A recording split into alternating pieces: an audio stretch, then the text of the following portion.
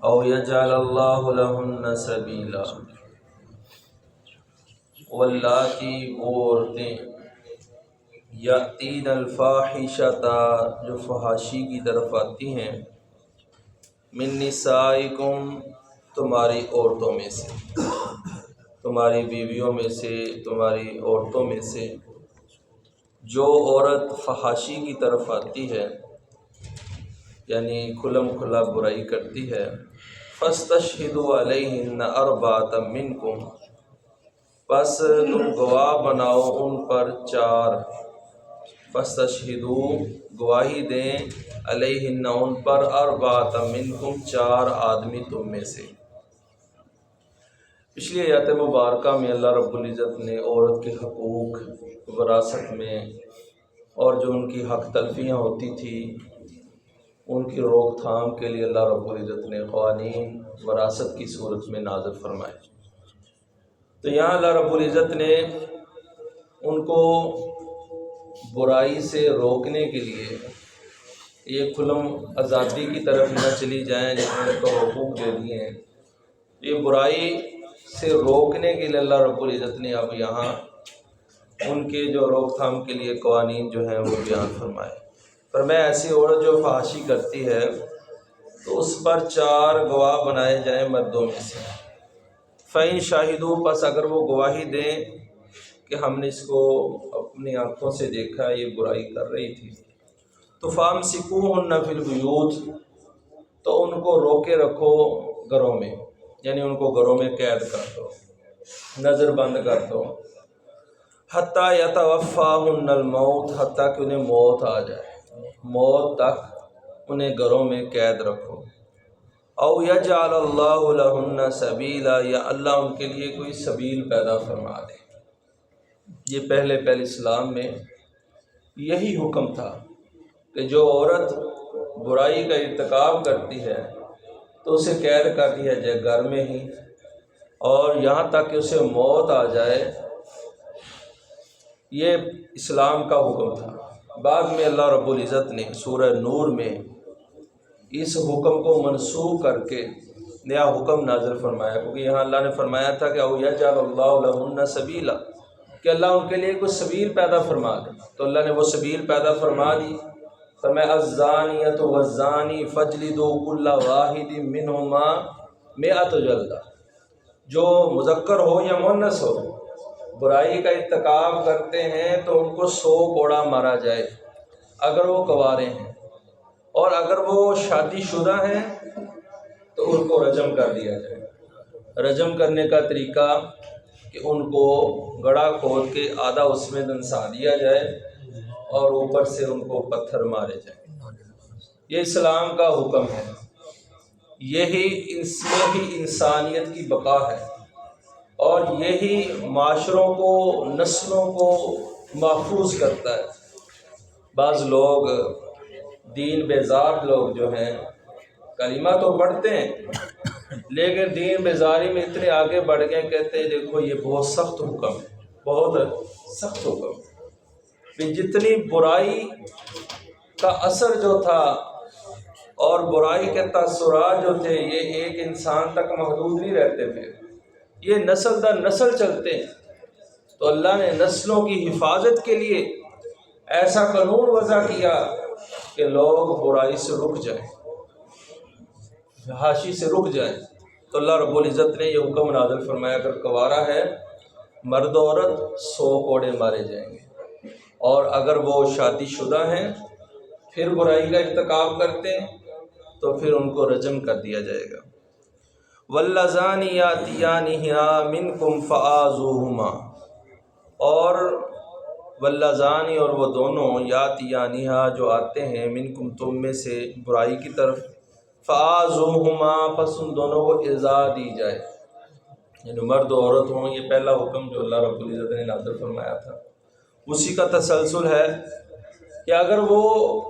برائی کا ارتکاب کرتے ہیں تو ان کو رسوا کیا جائے، ایذا پہنچائی جائے، جوتے مارے جائیں، منہ کالا کیا جائے، معاشرے میں ان کو سزا دی جائے، یہ پہلے حکم تھا۔ فَإِن تَابَا پس اگر وہ توبہ کر لیں، واصلح اپنی اصلاح کر لیں، فَأَعْرِضُوا عَنْهُمَا پس ان دونوں سے اعراض کیا جائے۔ ان اللہ کان توابا الرحیما، بے شک اللہ ہمیشہ سے بہت زیادہ توبہ قبول کرنے والا اور رحم فرمانے والا ہے۔ تو اس کے بعد پھر یہ اللہ رب العزت سورہ نور کے احکامات کو نازل کیا،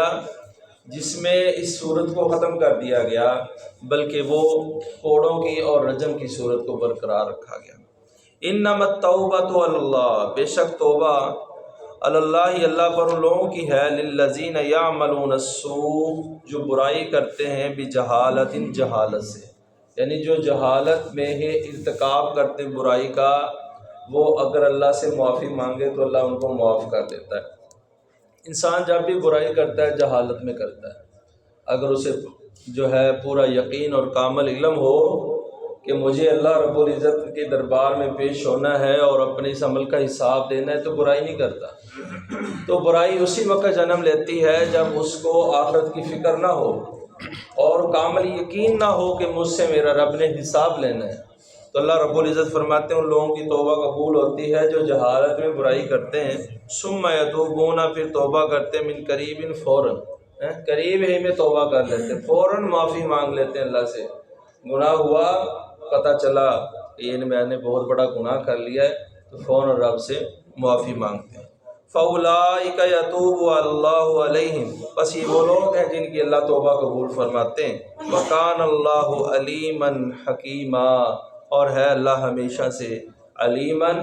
علم والا، حکیمًا، حکمت والا، اس کی حکمت اور علم جو ہے وہ ہمیشہ سے ہے۔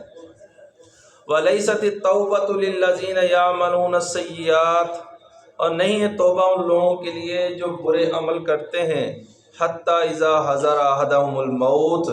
جب انہیں موت کا وقت آتا ہے، قَالَ إِنِّي تُبْتُ الْآنَ، تو موت کے وقت کہتے ہیں ہم نے اس وقت توبہ کی۔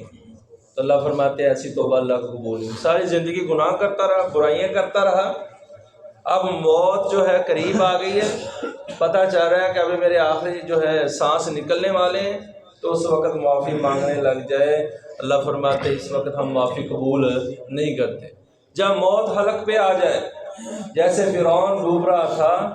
اور اس نے بھی یہ کہا تھا آمنت برب موسیٰ وہارون، میں موسیٰ اور ہارون کے رب پر ایمان لے آیا، جب اس نے دیکھا کہ اب مجھے غوطے آ رہے ہیں، اب میں نہیں بچ سکتا، تو اس وقت اس نے یہ کلمات کہے، تو جواباً اس کو یہ کہا گیا الآن وقد عصیت قبل، اب معافی مانگتا ہے، اس سے پہلے تو نافرمانی کرتا رہا، اب موت گلے میں آئی، آنکھوں کے سامنے موت کا منظر آیا، تو اب معافی کوئی قبول نہیں ہوگی۔ تو اس وقت انسان کی معافی قبول نہیں ہوتی جب موت کا وقت آ جائے۔ تو اللہ رب العزت فرماتے ہیں حتی اذا حضر احدهم الموت قال انی تبت الآن، میں اب توبہ کرتا ہوں۔ والذین، اور نہ ہی ان لوگوں کی توبہ قبول ہوتی ہے، یموتون وہم کفار، اس حالت میں مریں کہ وہ کافر ہوں، یعنی کفر کی حالت میں زندگی بسر کی، اب موت کے وقت وہ کہیں کہ ہمیں معافی مل جائے، اللہ پاک فرماتے اب معافی نہیں ملے گی۔ اولئک اعتدنا لہم عذابا علیما، یہ وہی لوگ ہیں، اعتدنا، ہم نے تیار کیا ہے، لہم، ان کے لیے، عذابا علیما، دردناک عذاب، ان کے لیے درد دینے والا عذاب ہم نے تیار کیا۔ یا ایھا الذین آمنوا، اے ایمان والو، لا یحل لکم، نہیں ہے حلال تمہارے لیے، ان ترثوا النساء کرہن، ایک تم وارث بنو عورتوں کا زبردستی، کرہن جس کو وہ ناپسند سمجھتی ہیں۔ پہلے اسلام کے دور سے پہلے جہالت میں لوگ ایسے کرتے تھے کہ اگر کسی عورت کا خامد فوت ہو جاتا تو اس کے جو فوت ہونے والی میت ہے، اس کے جو ورثاء ہوتے وہ عورت کو روک لیتے، اس کی کہیں اور پہ شادی نہ ہونے دیتے، اور نہ ہی کہیں خود اس کی شادی کرتے۔ جیسے میت کی باقی چیزوں کے مالک بن جاتے، ویسے ہی میت کی بیوی کے بھی وہ مالک بن جاتے، نہ اس کی شادی ہونے دیتے نہ کرتے۔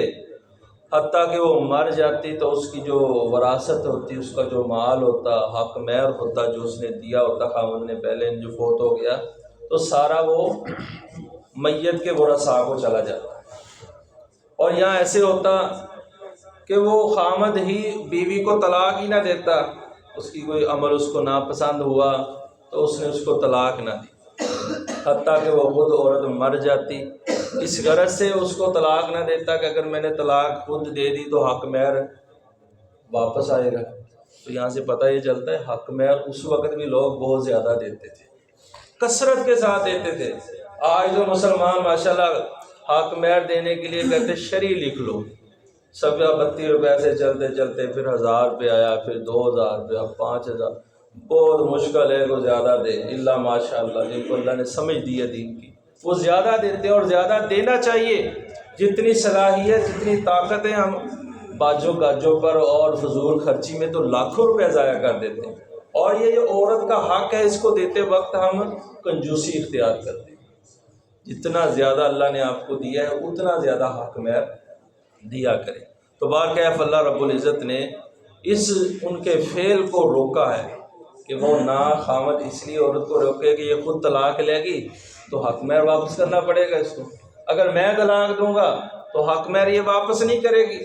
تو اللہ رب العزت فرماتے اس غرض سے عورت کو نہ روکو، وَلَا تَعْضُلُوهُنَّ، نہ روکو ان کو، لِتَذْهَبُوا بِبَعْضِ مَا آتَيْتُمُوهُنَّ، یہ کہ تم واپس لو، بِبَعْضِ مَا آتَيْتُمُوهُنَّ جو تم نے ان کو دیا ہے، إِلَّا أَن يَأْتِينَ بِفَاحِشَةٍ مُبَيِّنَةٍ، ہاں ایک صورت ہے تم ان کو جس میں روک سکتے ہو، وہ ہے اگر وہ فحاشی کریں، مبینۃ واضح ارتکاب برائی کر لیں، واضح برائی کریں تو اس وقت آپ ان کو روک سکتے ہیں۔ وَعَاشِرُوهُنَّ بِالْمَعْرُوفِ، اور ساتھ اللہ نے نا عورت کے ساتھ خیر خائی کا بھی حکم دیا، وَعَاشِرُوهُنَّ بِالْمَعْرُوفِ، ان کے ساتھ اچھا برتاؤ کرو، عورتوں کے ساتھ جو تمہاری بیویاں ہیں ان کے ساتھ اچھا برتاؤ کرو۔ رسول اللہ صلی اللہ علیہ وآلہ وسلم فرماتے خیرکم خیرکم لأہلی، تم میں سے بہترین وہ ہے جو اپنے گھر والوں کے لیے بہتر ہے، اور میں محمد صلی اللہ علیہ وسلم اپنے گھر والوں کے لیے سب سے بہتر ہوں۔ تو وعاشرون بالمعروف، اپنی بیویوں کے ساتھ اچھا برتاؤ کرنا ہے۔ فإن کرہتموہن، پس اگر تم ناپسند کرو ان کو، فعسیٰ ان تکرہوا شیئا، بس قریب ہے یہ کہ تم ناپسند کرتے ہو کسی چیز کو، ویجعل اللہ فیہ خیرا کثیرا، اور اللہ اس میں تمہارے لیے خیر کثیر پیدا فرما دے۔ تمہیں بیوی کی صورت اچھی نہیں لگ رہی، وہ کالے رنگ کی ہے، یا اس کی کوئی تمہیں عمل اچھا نہیں لگ رہا ہے، تم اس کو اس عمل کی وجہ سے ناپسند سمجھتے ہو سکتا ہے کہ اللہ تم میں سے اس میں سے تمہیں نیک اولاد دے دے، صالح اولاد دے دے، تمہارے لیے اس میں اللہ اس کی وجہ سے تمہیں تمہارے رزق میں فراوانی پیدا کر دے، تمہارے لیے اس میں خیر پیدا کر دے۔ اور یہاں اس